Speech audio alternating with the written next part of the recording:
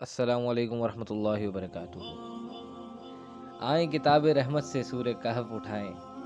اللہ تعالیٰ نے ایک واقعہ بیان کیا ہے حضرت موسیٰ علیہ السلام اور حضرت خضر علیہ السلام کا، کہ حضرت موسیٰ علیہ السلام عزم مصمم کر کے جب چلے تو اللہ تعالیٰ فرماتے ہیں کہ ہم نے حضرت موسیٰ علیہ السلام کو جس بندے کی نشانی بتائی تھی وہ بندہ ان کو وہاں مل گیا۔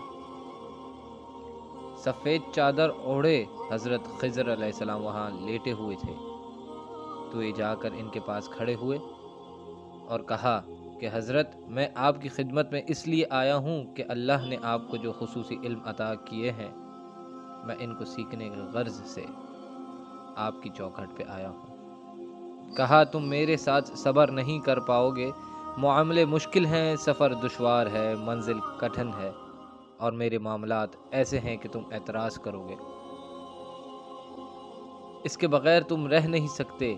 حضرت موسیٰ علیہ السلام نے کہا اگر اللہ نے چاہا تو آپ دیکھیں گے کہ میں صبر کروں گا اور آپ کے کسی حکم کی، کسی کام کی میں نافرمانی نہیں کروں گا، کسی کام کا انکار نہیں کروں گا۔ کہا کہ اچھا، شرط یہ ہے کہ جو میں کروں اس پر تم اعتراض نہیں کرو گے، کوئی سوال نہیں کرو گے، یہاں تک کہ میں خود ہی نہ بتاؤں۔ تو کہا کہ یہ شرط ٹھہری، میں کوئی بات نہیں کروں گا۔ دونوں چل پڑے۔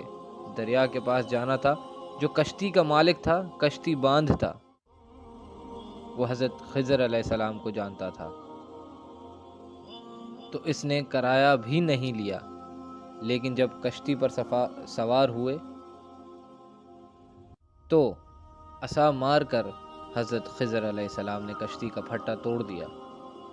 تو بے ساختہ حضرت موسیٰ علیہ السلام نے کہا آپ نے پھٹا توڑ دیا ہے، یہ سارے ڈوب جائیں گے۔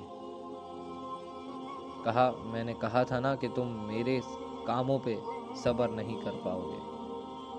تو حضرت موسیٰ علیہ السلام کو یاد آیا، کہا میں بھول گیا تھا، اس پہ مواخذہ نہ کیجیے۔ پھر دونوں چل پڑے۔ بچے کھیل رہے تھے، ایک خوبصورت لڑکا وہ بھی بچوں میں کھیل رہا تھا۔ حضرت خضر علیہ السلام آگے بڑھے اور اس کی گردن مروڑ دی، اس کو قتل کر دیا۔ صاحب شریعت تھے، حضرت موسیٰ علیہ السلام نہ رہ سکے، پھر بول پڑے ایک جان کو بغیر کسی جان کے بدلے میں قتل کر دیا۔ اس نے گویا کہا تھا ہمارا آپ نے بہت ہی وہ جو ہے وہ غلط کام کیا ہے، یہ کام اچھا نہیں کیا۔ آپ نے کہا میں نے کہا نہیں تھا کہ تم میرے ساتھ صبر نہیں کر پاؤ گے۔ کہا ایک موقع اور دیں، اب اگر میں کوئی اعتراض اٹھایا تو پھر دوبارہ مجھے آپ اپنی صحبت میں نہ رکھیے۔ پھر دونوں چل پڑے، یہاں تک کہ ایک بستی میں دونوں آئے تو آپ نے بستی والوں سے کہا کہ ہم مہمان ہیں، آپ ہماری مہمان نوازی کیجیے، کھانا کھلائیں۔ تو انہوں نے انکار کر دیا اور کہا ہم تو آپ کو نہیں بلایا ہے، آپ خود آئے ہیں، آپ اپنے کھانے کا خود انتظام کیجیے۔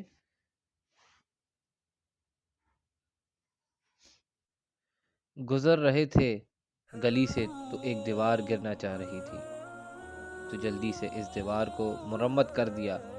کہا حضرت ہم اگر چاہتے تو اس پر اجر لے سکتے تھے، اس پہ ہم اجرت لے سکتے تھے، انہوں نے ہمیں کھانا تک نہیں دیا اور ہم ان کی دیواریں سیدھی کر رہے ہیں۔ کہا اب تمہاری میری جدائی ہو گئی، تم نے یہ بھی اعتراض کر دیا، تو انہیں یاد آیا کہ اوہو یہ بھی اعتراض ہو گیا۔ اب میں تمہیں بتاتا ہوں کہ یہ 3 کام میں نے کیوں کیے۔ اللہ اکبر۔ اب سنیے گا اس کو ذرا غور سے۔ قرآن ہمیں بتاتا ہے کہ ظاہری علم بھی ہوتا ہے لیکن کوئی باطنی علم ہوتا ہے۔ کہا وہ پہلی بات کشتی والی سنو، یہ 2 مسکین بچوں کی کشتی تھی، ان کے گھر کا چولہا اس کمائی سے جلتا تھا۔ دریا کنارے ایک ظالم بادشاہ رہتا تھا جو لوگوں کی کشتیاں چھین رہا تھا۔ ہم نے تھوڑا سا غیب لگا دیا۔ وہ ٹوٹی کشتی چھوڑ کے چلا گیا، کیونکہ بادشاہ عیب والی کشتی تو لے کے نہیں جائے گا۔ اب وہ تھوڑے پیسے لگا کر کشتی کی مرمت کروا دے گا اور پھر اس سے ان کے گھر کا چولہا جلتا رہے گا۔ بتاؤ اچھا کیا یہ یا میں نے برا کیا؟ کہا رہی بات اس بچے کی جس کو ہم نے قتل کیا، اس کے ماں باپ مومن تھے، نیک تھے، صالح تھے۔ بچے نے بڑا ہو کر بہت برا ہونا تھا، ہم نے اس کو قتل کر دیا، اللہ کو اس کے بدلے بہتر اولاد دے گا۔ علماء تفسیر نے لکھا ہے کہ اس بچے کے بدلے میں اللہ نے ان والدین کو ایک بیٹی عطا کی جس کی نسل سے 70 نبی بھی پیدا ہوئے۔ دیوار کی کہانی بھی سن لیجئے۔ یہ شہر کے 2 یتیم بچوں کی دیوار تھی اور اس کے نیچے ان کا خزانہ تھا اور ان کا باپ بڑا نیک تھا۔ خزانہ دیوار کے نیچے ہے، دیوار گرنا چاہ رہی ہے، کسی معمولی دھکے سے گر جاتی۔ 2 ہی صورتیں تھیں، یہ وہ بچے خود اپنا خزانہ اٹھا لیتے یا لوگ اٹھا کر لے جاتے۔ لوگ اٹھا کر لے جاتے پھر بھی ہاتھ میں کچھ نہ آیا، اور اگر وہ خود اٹھا لیتے تو بچے ہیں، بچپن کی وجہ سے وہ اس کو اڑا دیتے، تو ہم نے اس کے اوپر دیوار کھڑی کر دی جب تک وہ اس قابل نہیں ہو جاتے کہ یہ خزانہ نکال لیں، اس کو صحیح جگہ نہ لگا سکتے، اتنی دیر تک دیوار گرے گی نہیں۔ اللہ اکبر۔